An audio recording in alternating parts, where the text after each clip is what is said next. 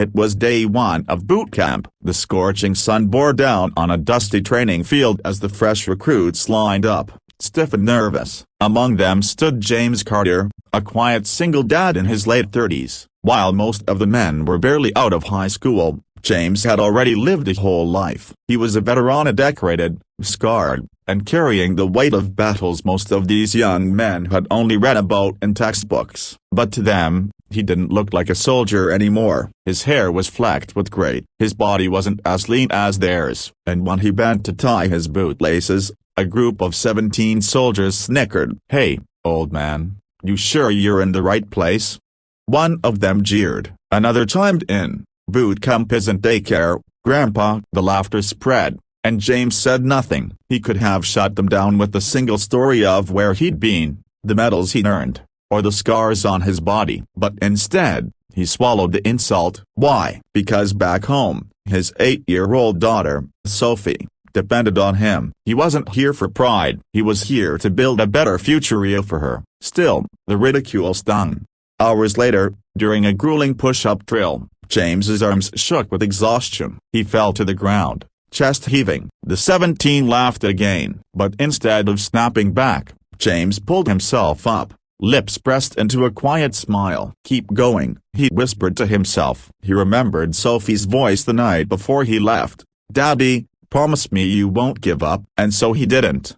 The turning point came during a long march under the punishing sun. One of the youngest recruits collapsed. His ankle twisted badly. The group muttered in annoyance as slowing down meant extra punishment from the drill sergeant. Nobody wanted to help, except James. Without hesitation, he bent down, hoisted the young man onto his back, and carried him for miles. Sweat streamed down his face, pain radiated through his shoulders, but he never faltered. The others stared in silence. By the time they reached camp, even the loudest voices of mockery were quiet.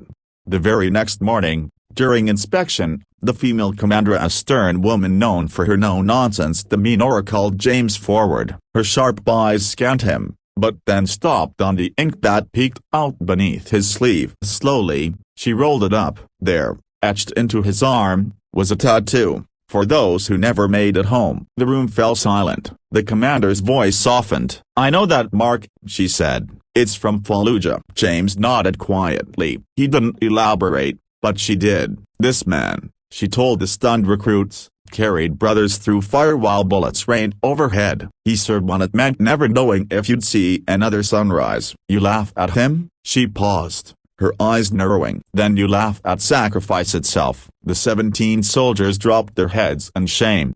That night, something changed. The same recruits who once mocked him now gathered around James. They asked questions, not out of arrogance, but out of respect. James didn't brag. He didn't glorify war. He only shared what mattered most, the lessons of brotherhood, endurance, and looking out for the man beside you. And as they listened, something dawned on them. James wasn't just surviving boot camp. He was teaching them what it meant to be soldiers.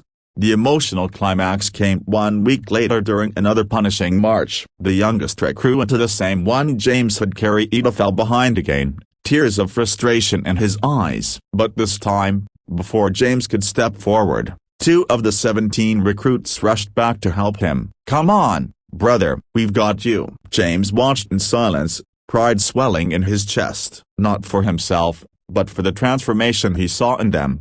By graduation, no one remembered James as the old single dad who stumbled on push-ups. They remembered him as the man whose quiet strength changed them all. And when Sophie ran into his arms on family day, the 17 stood nearby, clapping and cheering louder than anyone else.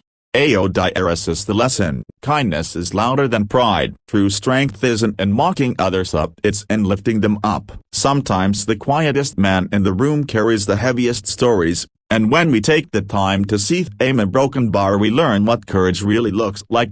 In the days that followed, James never tried to draw attention to himself. He simply did his part to quiet, steady, always lifting others when they stumbled. When someone was about to give up, they would hear his voice in the background, calm but firm. "One more step, a broken bar, just one more, a broken bar." Slowly, The same young soldiers who once mocked him began to lean on his words. They realized that strength wasn't only in youthful muscles, it was in resilience, in a steady heart, in the will to keep going when everything hurt. To them, James was no longer just an older recruit. He was a mentor, a father figure, a living reminder that being a soldier was not just about fighting, it was about being a brotherhood, a family.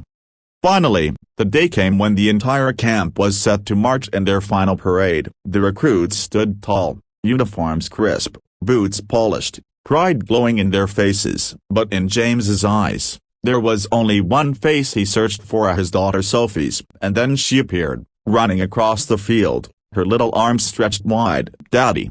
she cried as she leapt into his embrace. The whole field erupted in applause, the air echoing with cheers. And at the very front, the loudest voices belonged to the 17 who had once laughed at him. James held Sophie close, his heart overflowing with gratitude. In that moment, he understood the true victory wasn't completing boot camp. It was giving his daughter a reason to be proud, a broken bar, and transforming the hearts of those young men, who now understood that real strength comes not from mocking others, but from lifting them up.